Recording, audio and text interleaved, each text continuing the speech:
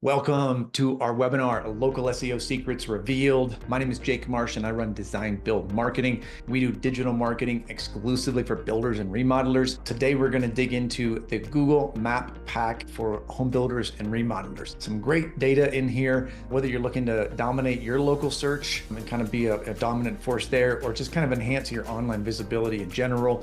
This webinar and the content is packed with some really good actionable insights that you'll be able to take away from the webinar. So you can enjoy this as a series. It is a one single webinar, but it is broken out into individual pieces that are kind of specific to individual topics. So grab what works for you, grab what's interesting. We'd love to hear from you if we can help with anything. Hope you enjoy the content. Thanks so much. So our proven formula, first and foremost, claim and optimize your profile. Google Business Profile is different than a Maps listing. It's different than your website. It is important to claim and optimize so that you are clearly communicating what you do and where you do it. Customer reviews, overwhelmingly the biggest factor today. So if you can only do one thing, that would be it. We'll go into kind of the details there.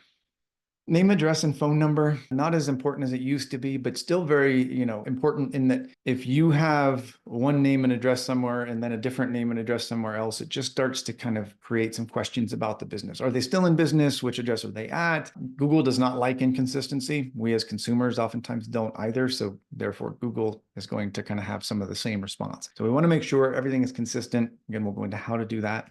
And then on-page SEO. So on-page SEO just means the aspects of your website pages or page that you're kind of directing to from your Google profile. We'll go into kind of what is important there to make sure that you're doing so that your website is aligned with your Google Business Profile. So when it comes to claiming and optimizing your profile, this is really your foundation, right? Everything is centered around your Google Business Profile that has your address, that has your services, that has your hours of operation, all of the things about your business. You're basically telling Google, this is me, this is our business. It is different than a Google Maps listing. They will look similar, but when you are showing up in a search results, they are going to be much different. The Google Business Profile is going to be a better position, a better kind of a display. So want to make sure that you have profile in place, want to make sure that it's optimized, website and social media links on there. Those didn't used to be available. We want your physical address. Important to kind of have a geographic anchor. Some of my peers won't actually take a client if they won't put their display their address on their Google Business Profile. They feel it's that important. Not quite of that same mindset, but it is very important to have an address on Google Business Profile. Make sure there are photos. We want kind of a nice mix of photos. Ideally, this is a place where people are going to get to know you and kind of you in the business. So team photos, pictures of the office, of course, pictures of your work. We can put logos up there. All of those things are going to help the consumer kind of get to know you and have, again, better level of trust and understanding in the business. Services and hours of operation. Services, of course, is very, very important. We want to make sure that we're telling Google exactly what we do and what we don't do, especially if you're paying them for ads. You don't want to have roofing if you don't do roofing. You're going to be paying for leads that are searching for roofing. So again, very important that we make sure that we have the right services listed on the profile. Once this is in place, it is also important to come back. So ongoing tasks. We want to make sure we're updating photos. Again, kind of the company, team, clients, could be before and after. There are a lot of things that we can do. We can replace some old photos if it's a new office or something or new team members, but oftentimes we can just add photos. Posting is similar to social media posting. Google calls it an update. So you post an update on there. That kind of sends Google signals that you're active, that you're in the marketplace, and that you're kind of, taking care of your clients and providing information. Responding to reviews, important to get reviews, also very important to respond to them, and then answering questions. So it's kind of an FAQ section. It's a Q&A section. So you'll probably see this on Amazon and other places where people can ask questions and the seller will provide a response. You can also have those asked intentionally, like I could go ask them on your profile in order to provide an answer. That kind of becomes a good way to list your FAQs. So when someone looks at profile, they'll kind of see those questions there and have them answered without having to ask on their own. So these are some things you can do ongoing to make sure that you stay current. The one you won't see on here is reviews. That's because it has its own category. This is the single biggest factor today that you can do to get ranked on Google, is to accumulate as many reviews as possible. I mean, we all look for reviews. There are all sorts of stats around the number of people that are looking online, the number of views they expect, on and on. but it's very easy to kind of get lost and kind of distracted, right? We do business with them and we paid to get them on board. It's very easy once they finish doing business to move on to the next clients. We're also busy, but it is important to have a process in place to ensure long-term success. Otherwise, it's sporadic. You likely will miss people. People would have given you a review if you just asked. That structured process is going to kind of ensure that you have an ongoing steady flow of reviews. If you could get one review every week for a year, it's not that many. That's 50. That's a critical threshold. But Google would love to see that consistent activity. And what better way to tell Google what kind of a job you're doing than have your customers give you 5 stars, right? I mean, that's what Google wants to know. They want to know before they put you in front of any other viewer that you're going to do a good job and take care of your customers. And again, what better way to do that than simply have them give you reviews? So the review quantity is important. 50 and 100 are a couple critical thresholds. It's kind of hard in our space in building and remodeling, but certainly still within reach. So we can do that. Review score is also important. It is not important to be perfect, however. 4.6 to 4.8 is really the sweet spot. You have all 5 stars. Sometimes people kind of question that, whether that is legitimate or whether that might be kind of some manufactured reviews. So not important to be perfect. Again, 4.6 to 4.8 is perfectly acceptable. That's kind of the sweet spot. And velocity and frequency. So if you had a chance to get 50 reviews on one day and then nothing for the rest of the year, or 1 per week for 52 weeks, I would suggest the 52 weeks. We want to maintain that activity because Google is going to see that as consistency. They're going to continue to prioritize you over that period of time and see you as kind of an ongoing authority and strong provider in the space. Responding to reviews, we mentioned, important to get back to people, not just positive reviews, negative reviews also. It gives you a chance to kind of respond and answer and kind of show professionalism, even if it's just to acknowledge, thank them for the feedback, but also, let them know if you have. Okay, so when it comes to reputation management and doing some of this on your own, we have processes in place. We work with our clients to optimize their profile. We actually take care of that for them, of course, with their photos and whatnot, but we update the profile. We take care of also the review process. So we have automations in place to go back to past clients, as well as very politely ask for new reviews from new clients.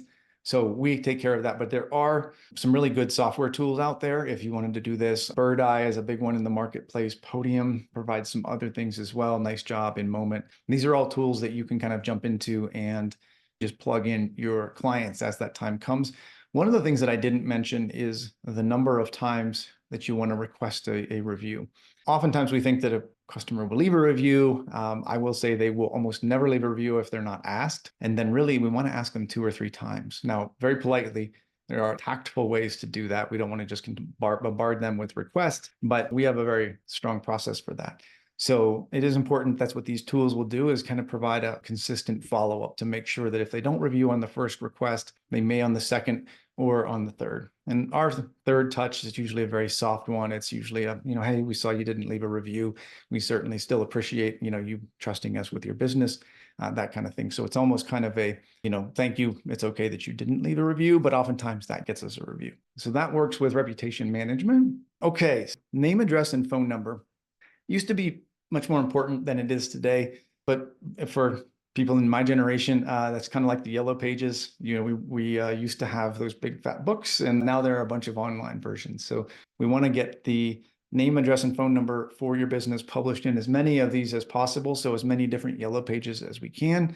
And these are all they're called citations, but they're all basically records that are telling Google, this is who you are, this is where you are located, and this is your contact information. So those citations are helpful, but the biggest thing we see is consistent information. If we are seeing information that has one address that may have been your address from 2 years ago in one directory that hasn't been updated, but all of the other directories are showing your new address, that creates a little bit of a question mark in Google's mind, and really in a consumer's mind as well. Are you still in business? Which address are you at?